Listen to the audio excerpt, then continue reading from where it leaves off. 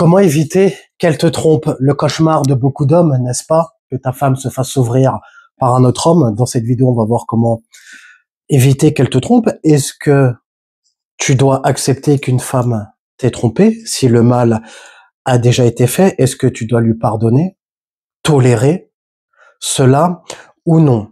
Ce sont des choses qui peuvent arriver. Personne n'est à l'abri. Si tu es en relation, si tu comptes te mettre en relation, peu importe, ce sont des choses qui peuvent arriver. Personne n'est à l'abri. Par contre, toi, ce que tu peux contrôler, c'est comment tu sélectionnes ta partenaire, où tu la sélectionnes, comment tu la sélectionnes. Je vous parle souvent de sélectionner les femmes à partir d'un état d'abondance. Sélectionner une femme à partir d'abondance, on sélectionne une femme à partir de plusieurs options. Pourquoi? Pour pouvoir sélectionner la meilleure option pour toi, afin de récolter de la data, savoir le type de femme qui te correspond, le type de femme qui te correspond pas, les choses que tu aimes chez une femme et les choses que tu n'aimes pas, les signes, les red flags que tu pourrais prendre en compte et les drapeaux verts, justement. Lorsque tu rencontres beaucoup de femmes, ça te permet de récolter de la data. Comme j'ai déjà expliqué dans ma vidéo, distinguer une femme bien d'une PUTE, justement, si ça peut t'aider. Parce que lorsque tu vas faire des rencontres, si tu sélectionnes la première venue, tu pourrais pas te rendre compte des femmes qui pourraient bien te traiter. Je te prends un exemple. Si par exemple tu te mets en relation avec la première qui veut de toi, elle te traite d'une certaine manière, et toi tu penses que c'est normal. Alors que si tu avais rencontré plusieurs femmes, tu te serais rendu compte que des femmes peuvent mieux te traiter. Que certaines femmes ne sont pas sur les réseaux sociaux, par exemple. Que certaines femmes n'aiment pas sortir en club tous les week-ends, par exemple. Donc c'est pour ça qu'il est intéressant de sélectionner une femme à partir d'abondance. Ensuite, lorsque tu vois certains red flags, exemple, une femme qui aime voyager seule, une femme qui a beaucoup de copines célibataires qui sortent en club, une femme qui aime beaucoup sortir, les risques peuvent être plus élevés. Ça ne veut pas dire que cela va arriver, mais les risques pourraient être élevés. L'entourage de ta partenaire. Comme on dit souvent en développement personnel, on est la moyenne des 5 personnes qui nous entourent. C'est-à-dire que par exemple, si tu fréquentes que des fumeurs ou que des personnes qui prennent des substances qui te font rire, si tu vois ce que je veux dire, tu seras tenté d'essayer à un moment donné. Bah tiens, pourquoi pas? Mes 5 potes prennent des cachets, prennent des poudres blanches ou des choses bizarres, bah tiens, pourquoi pas essayer? Dans le feu de l'action, bah dans le mouvement, il y a de l'ambiance dynamique de groupe. Même si tu n'as pas l'intention, même si tu es quelqu'un de raisonnable, à un moment donné, tu pourrais te laisser influencer. Tu vois, à l'inverse de si tu fréquentes des personnes qui font que du sport, qui mangent sainement, tu seras plus tenté de manger sainement et de te mettre au sport toi-même à ton tour. Donc tu vois, par rapport à l'exemple, par rapport à ton entourage, tu pourrais être influencé. Donc une femme, par exemple, qui a des amis qui aiment sortir en club, même si il y en a certaines qui vont vous dire non mais mes amis c'est mes amis, elles font ce qu'elles veulent, moi je ne me fais pas influencer, moi mes amis ne m'influencent pas,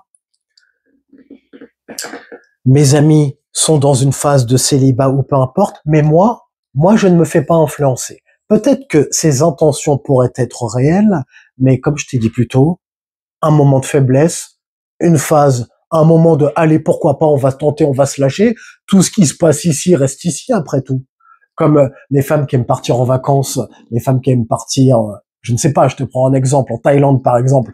Tu connais le dicton, tout ce qui se passe en Thaïlande reste en Thaïlande. Donc la sélection, ça part de là. Donc là, je t'ai expliqué tout ça pour t'ouvrir les yeux par rapport à la sélection, comment tu la sélectionnes.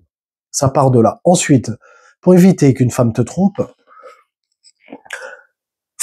te concentrer sur faire ta part du boulot. On se concentre sur les choses que l'on peut contrôler et on ne se concentre pas sur les choses que l'on ne peut pas contrôler. Lorsque tu es en relation, tu peux te concentrer sur les choses que tu peux contrôler. En l'occurrence, le fait d'être un bon partenaire, d'être un bon amant, bien la traiter. Je te donne un exemple. Admettons, on a 2 types de femmes. On a 2 femmes. Une femme qui est avec un homme, ils sont souvent en conflit, un homme manipulateur, un homme qui est toxique, un homme qui contrôle ses moindres faits et gestes. Tu étais où? Fais voir ton téléphone. T'étais avec qui? Qui est-ce qui t'a appelé? Un homme qui l'étouffe, par exemple. Cette même femme-là va au travail. Elle tombe sur un collègue avec qui ça se passe bien, un collègue fun, charmant, qui lui apporte un petit peu de fraîcheur.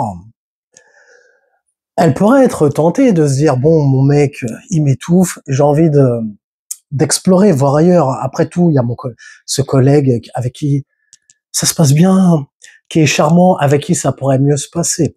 Et on a une autre femme, enfin le même type de femme, dans un cas différent. Cette même femme, elle fréquente un homme, en l'occurrence toi. La relation se passe bien, ça se passe en toute légèreté. Vous continuez de vous séduire comme lors des premiers rendez-vous. Tu ne l'étouffes pas. Tu es charmant. Tu contrôles pas son téléphone. T'as pas un comportement toxique. Tu essayes pas de savoir avec qui elle était, où elle était, qu'est-ce qu'elle a fait. Tu te concentres sur ta part du boulot. Tu essayes d'être un bon amant, un bon partenaire, d'organiser des week-ends de temps en temps, de la surprendre, de mener une relation saine avec elle. Cette même femme rencontre une opportunité au travail, le même collègue, voilà, charmant, qui essaye de la séduire. D'après toi, dans quel cas la femme serait plus tentée d'aller voir ailleurs? D'aller voir ce collègue avec qui il pourrait y avoir une certaine nouveauté, un peu de fraîcheur, un peu de renouveau, pour sortir un peu de sa routine toxique.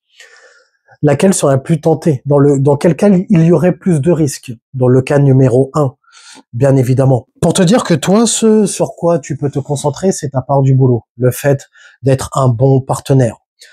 Tu ne peux pas contrôler le fait qu'une femme te trompe ou pas. Il faut se dire que une femme, si elle a envie de te tromper, elle te trompera. C'est comme quand on était enfant, quand nos parents nous interdisaient de faire des choses, plus ils nous interdisaient, plus on était tenté de les faire. À l'époque où j'étais un petit con, mes parents m'interdisaient de sortir quand j'étais plus jeune pour éviter que je voie mes mauvaises fréquentations, pour éviter que je fume ou quoi que ce soit. Ça m'empêchait pas de le faire à l'école, ça m'empêchait pas de le faire dans ma chambre, en douce. Ça m'empêchait pas de sortir des excuses. Tiens, je vais promener le chien pour pouvoir faire ce que tu as envie de faire. Tu vois, tu pourras toujours, à moins d'être bâillonné sous camisole, tu pourras pas l'empêcher de faire ce qu'elle a vraiment envie de faire, si elle a envie de le faire. Par contre, toi, tu peux te concentrer sur ce qui va lui éviter d'avoir envie de le faire.